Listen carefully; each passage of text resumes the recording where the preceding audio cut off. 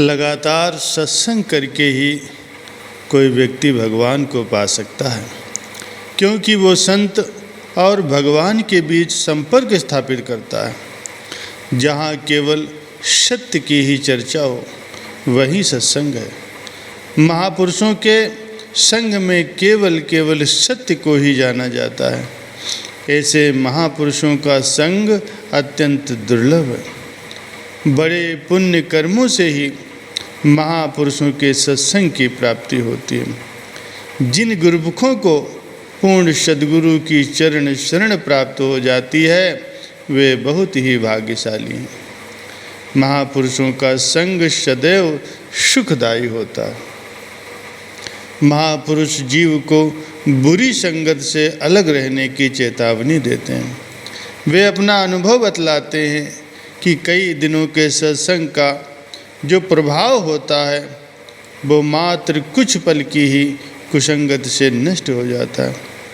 सत्संग से मन की ऐसी हालत हो जाती है जैसे पानी में पड़े रहने से सारी मैल नीचे बैठ जाती है।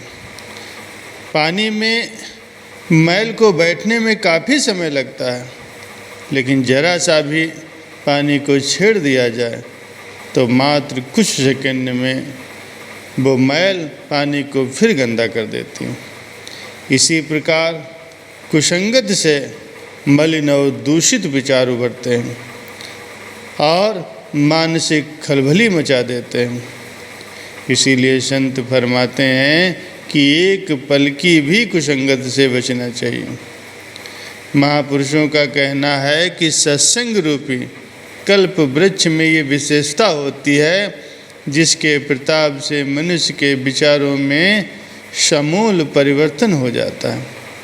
उसकी सारी कामनाएं, चाहे वो शुभ हों या अशुभ हों, वो समाप्त हो जाती हैं। मनुष्य के हृदय में सत्य ज्ञान का प्रकाश भर जाता है तथा ज्ञान रूपी अंधकार का विनाश हो जाता है। जन्म मरण के चक्र से मुक्ति मिल जाती है। गुरवाणी में कहा गया है, संसारी जीव करोड़ों की संपत्ति एकत्र करता है, विशाल भवन बनवाता है, कुटुंब परिवार बढ़ाता है, लेकिन इससे लाभ के बदले हानि ही होती है। इनमें से कोई भी वस्तु मनुष्य के साथ नहीं जाती। दूसरी हानि ये होती है कि इन पदार्थों में सूरत फंसी रहने के कारण मनुष्य को नीच योनियों में जाना पड़ता है और घोर यंत्रणाएं भी सहन करनी पड़ती हैं। जीवन भर जैसा ख्याल रहा, अंत समय वैसा ही हाल बनेगा। संत सहजो बाई जी कथन करती हैं कि सहजो रहे मन वासना, तैसी पावे ठौर, जहाँ आछ तहाँ वास है, निश्चय करी करो। यही दशा हम संसारियों की भी है जो सत्संग से अलग हैं और आशाओं तृष्णाओं के बंधन में बंधे पड़े हैं। वे हमेशा ही जन्म मरण के चक्र में घूमते रहते हैं। लेकिन जो विचारवान गुरुमुख जन हैं और जिन्होंने सत्संग में अपना चित्त दिया होता है, सत्संग के प्रताप से उनकी अशुभ वृत्तियाँ शुभ हो जाती हैं, बल्कि उनकी आशाएं तृष्णाएं सभी समाप्त हो जाती हैं। जब तृष्णाओं का नाश हो गया तब जन्म मरण का चक्र भी सहज भाव से समाप्त हो जाता है। ये इस विचार की पुष्टि करता है कि सत्संग की प्राप्ति बड़े भाग्यों से होती है, क्योंकि सत्संग ही भव सागर से तरने और मुक्ति प्राप्त करने का एकमात्र साधन है। महापुरुष अपने वचनों से हमें लाभ पहुंचाते हैं, क्योंकि उन्हें हमारे कल्याण की चिंता लगी रहती है। एक बार परम पूज्य श्री परमहंस दाता दयाल जी से किसी जिज्ञासु ने प्रश्न किया कि प्रभु, हमें गुरु की आवश्यकता किस लिए पड़ती है?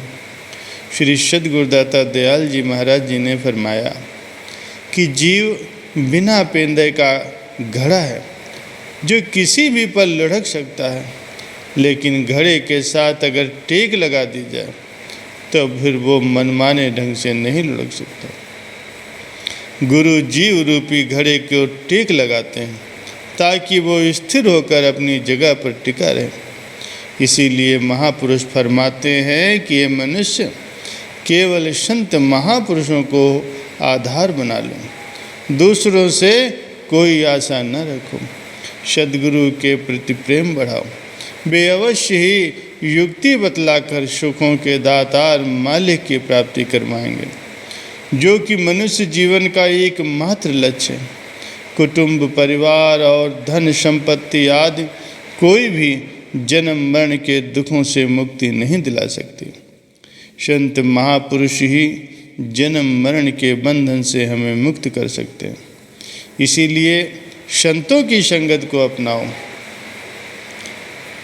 बहुत से लोग सोचते हैं कि तीर्थों में जाकर स्नान करने से मन की मलिनता धुल जाएगी और हम पवित्र हो जाएंगे, लेकिन उन्हें ये समझना चाहिए कि तीर्थ तो स्वयं ही संत महापुरुषों की चरण धूल की इच्छा करते हैं।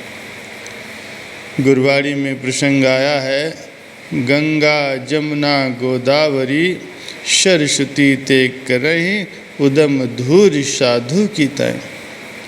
इससे स्पष्ट हो जाता है कि मन की मलिनता तीर्थों पर जाने से नहीं अपितु संत महापुरुषों की चरण शरण में आकर धुलती है। मन की मलिनता दूर होने पर ही जीव पवित्र और निर्मल बन सकता है और फिर परमात्मा की प्राप्ति भी सहज भाव से हो जाती है। भगवान श्री रामचंद्र जी स्वयं ही इस तथ्य की पुष्टि करते हैं। निर्मल मन जन सो मोहि पावा, मोहि कपट छल छिद्र न भावा।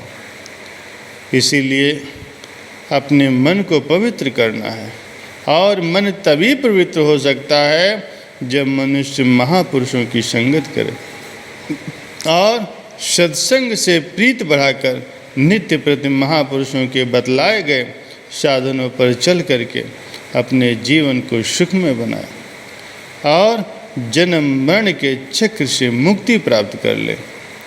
इस मार्ग पर चलकर ही जीव का लोक सुखी होगा और उसका परलोक भी सुधर जाएगा।